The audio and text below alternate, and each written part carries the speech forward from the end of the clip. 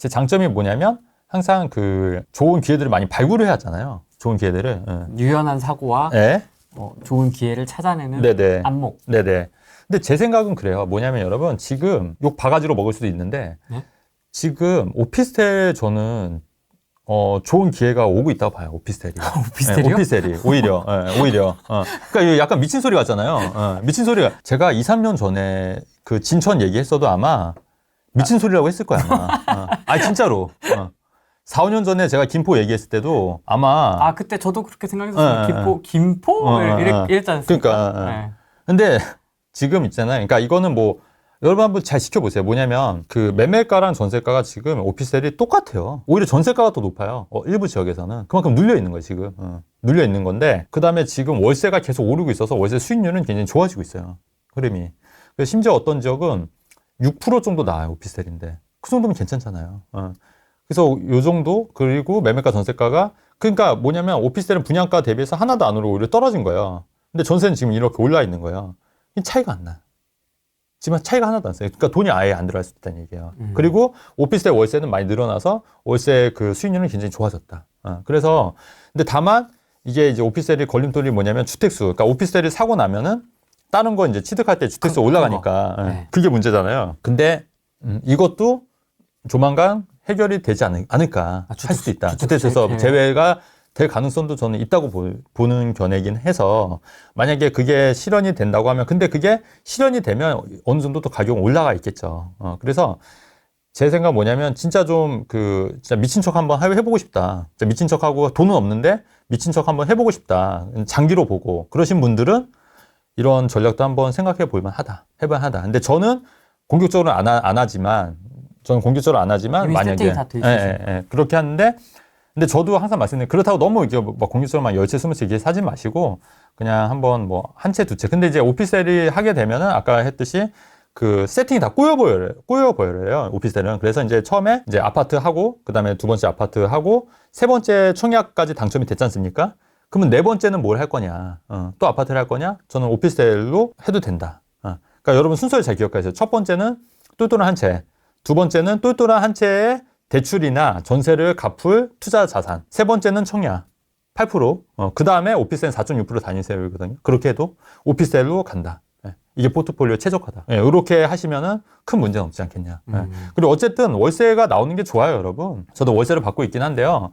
제가 언제까지 계속 뭐 방송을 하거나 언제까지 뭐 일을 할 수 있는 건 아니지 않습니까? 근데 월세를 미리 세팅을 해놓는 거예요. 그래서 월세 받는 건 좋기 때문에 근데 월세를 받는 상품들이 생각보다 이렇게 뭐 상가나 지산화 센터나 물론 있지만 그런 거보다 저는 오피스텔이 굉장히 저는 좋다고 보기 때문에 오피스텔에서 월세 받으면 돼요. 수익률도 괜찮고 아파트는 수익률이 현재 좀 낮은 편이어서 그러니까 아파트로도 월세 받는 것도 있지만 오피스텔도 나쁘진 않더라. 그래서 그렇게 세팅하시면은 뭐 큰 문제는 없지 않겠냐. 이게 이제 개인적인 생각이죠. 그러면 지금 현재 지금 5월 초 중순인데 이제 방송 나갈 때는 지금 관점에서는 그 앞으로의 지금 대표님의 투자 포트폴리오를 구성하고 물건을 관리해 나가는 과정에서 큰 변화는 없으신 거죠?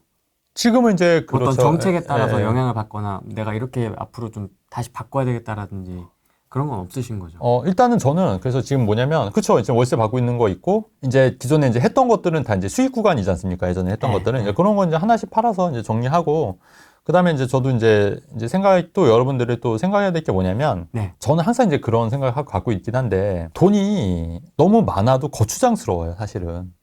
그 정도세요? 아니 그런 뜻이 아니라 돈이 너무 많으면 엄떤 문제들이 생기더라는 거예요. 엄떤 문제들이. 그러니까 여러분도 한번 이런 거 고민도 한번 해보세요. 해보셔야 돼요. 뭐냐면은. 있어 보질 않아가지고. 근데, 모르겠는데. 그러니까 이게 뭐냐면, 주변에서 자산이 엄청나게 많으신 분들은 다 그 상속 때문에 형제자매들이 다 사이들이 안 좋고, 그 다음에 또 자산이 또 어느 정도 넘어가게 되면 상속세로 거의 절반을 떼어가요. 우리나라는. 그러면 내가 지금 이렇게 고생하고 돈 벌어서 뭘 위해서 그렇게 돈을 해야 되냐? 이것도 한번 생각을 해보시는 것도 중요하다. 그러니까 제가 말씀드린 거는 딱 요만큼만 효율이 중요한 것 같아요. 효율. 그래서 제가 볼 때는 돈도 돈이지만 실제로 중요한 게 뭐냐는 거예요. 여러분 실제로 중요한 게. 저는 그렇게 생각해요. 돈보다 전 시간이 더 중요하다고 생각하거든요. 시간이. 그러니까 이 시간이 훨씬 더 중요하잖아요. 그러니까 제가 항상 제가 갖고 있던 생각 중에 하나인데 돈만 벌려고 태어난 건 아니잖아요, 우리가. 그러니까 우리가 어떻게 시간을 활용해서 살기 위해서, 즐겁게 살기 위해서, 혹은 가치 있게 살기 위해서 하는 거지 않습니까? 그러면 그 돈이 정말 많으면 많을수록 좋다고 하지만 너무 많아지면 오히려 더 이렇게 거추장스럽고 그 돈을 벌기 위해서 내 엄청난 에너지와 시간을 많이 쏟아야 된다는 얘기예요. 그렇다고 하면은 제 생각은 뭐냐면 어느 정도만 있으면 사실은 그 내 시간을 더 활용할 수 있는 그런 기회들이 더 많이 있기 때문에 너무 이런 쪽에 너무 그 에너지를 쏟는 것보다 또 다른 쪽에 에너지를 쏟을 수 있다는 얘기예요, 결론적으로. 그래서 저도 이제 생각이 좀 드는 게, 저희가 그래서 예전에는 어떤 생각을 했었냐면, 이제 마곡에 이제 살았을 때는 마곡에 있고, 이제 제 건물에서 월세 한 5, 600 정도 나오면 그냥 내가 마음대로 편하게 살겠다 했는데, 또 이제 강남으로 이사 오다 보니까 또 그게 안 되더라고요, 현실적으로. 왜냐면 또 나가는 교육비도 있고 하다 보니까.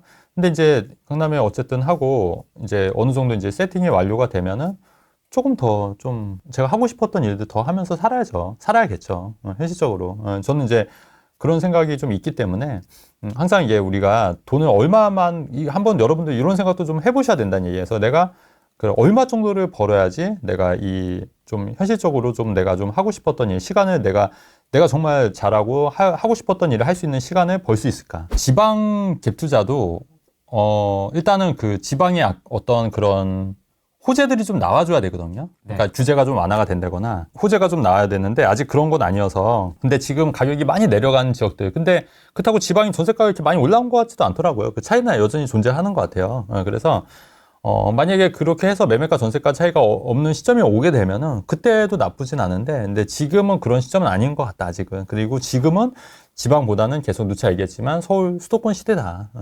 그 이유는 그때 용인 반도체도 있지만 GTS A, B, C, D 노선도 있는 거고, 정책적으로 지금 굉장히 밀고 있는 거다. 반도체 쪽을 밀고 있기 때문에 당분간은 이제 수도권 시대가 더 빨리 오지 않을까가 제 생각인 거죠. 그래서 지방 갭 투자는 조금 더 있어도 되지 않을까, 이런 생각이 드는 거고, 다만 지금 매매가 전세가 붙은 게 오피스텔이다. 빌라는 이미 이제 한물 갔고요. 그래서 오피스텔이기 때문에 언젠가 요 시장이 한 번쯤 돌아올 여지가 있다고 보는 거다. 제가 좀 더 적극적으로 얘기하잖아요. 4년 전, 3, 4년 전에 비해서. 네. 그때 이제 월세 위주로 얘기했는데 지금은 매매 차익도 기대해 볼 만한 시점이 오지 않았냐고 제가 좀 적극적으로 얘기하는 거예요. 시기적으로. 그러니까 이런 것도 한번 참고해서 여러분들 좀 관찰을 해보시면 또 의외로 좋은 기회들을 많이 발견할 수 있지 않겠냐는 게 제 생각이라는 얘기예요. 그러니까 네. 그때 오피스텔 관련돼서 한번 총정리를 한번 해주신 게 있는데 혹시 보셨는지 모르겠네요. 네. 되게 길게 잘 정리해 주셨는데. 근데 어떤 오피스텔을 사야 되는지는 제가 후레인TV에 다 찍어놨습니다, 여러분. 그래서 그거를 한번 참고해서 보시면 어떤 오피스텔 사야 되는지 감이 생기실 거예요. 그렇다고 원룸 이런 오피스텔 사라는 얘기 아니에요. 한 동짜리 건물 있잖아요. 빌라 같은 오피스텔. 빌라형 오피스텔 사라는 얘기가 절대 아닙니다, 여러분. 제가 추천한 오피스텔은 커뮤니티도 좋고 영화관이 들어가 있는 굉장히 좋은 대단지의 오피스텔을 얘기하는 거예요. 그런 오피스텔은 지금 매매가 전세가 차이가 거의 없기 때문에 이런 데는 좀 눈여겨볼 만하다, 이 말씀을 드리는 거예요, 여러분. 그래서 그 유형도 한번 보여드린 적이 있다, 저희가. 맞아요. 촬영도 해서 보여드렸고.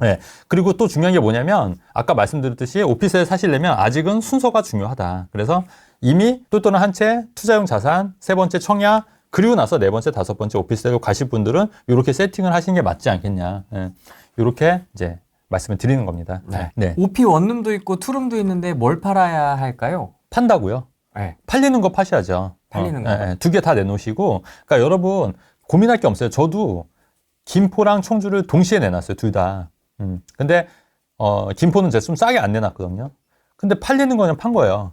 그 팔리는 거 팔았으니까 나머지는 갖고 가야죠. 그러니까 내가 선택하는 게 아니에요, 여러분. 시장이 선택하는 거예요, 시장이. 시장이. 무슨 말 이해되실까요? 시장이 선택하는 거기 때문에 두 개 다 내놓으세요. 적정 가격에. 그러시면 됩니다. 아파트는 어떨까요? 3룸이나 2룸? 그런 매물가 전세가 차이가 거의 안 나는 지역이나 이제 그런 게 있기 때문에 오히려 이런 게 또 한 번의 기회가 될 수도 있지 않을까. 그러니까 내 돈 들어가지 않는 투자로 봤을 때. 근데 요거는 좀 아까도 말씀드렸듯이 좀 장기적인 관점에서 바라보시고, 그 다음에 어느 정도 내가 세팅이 끝났을 때 얘기인 거지, 내가 지금 무주택이다. 근데 이제 아파트도 안 사놓고 오피스텔 산다? 그러면 나중에 이제 좋은 주택을 살 때 취득세나 이런 게 더 올라갈 여지가 있기 때문에 이런 분들은 가급적 이런 투자는 맞지 않은데, 내가 지금 3주택까지 지금 보유 중이다, 그리고 더 이상 아파트로 늘릴 생각이 없다, 이런 분들은 오피스텔로 그렇게 좀 세팅해서 다주택 전략 가는 것도 나쁘지 않겠다는 얘기를 하는 거죠. 다만 고를 때 그런 빌라 스러운 오피스텔은 안 된다. 그렇죠. 예. 네. 그거 하면 큰일 나죠. 큰 예. 대형 네. 단지형 오피스텔을 네, 네. 하시는 게 좋겠다라는 말씀을 다시 한번 강조드립니다. 네.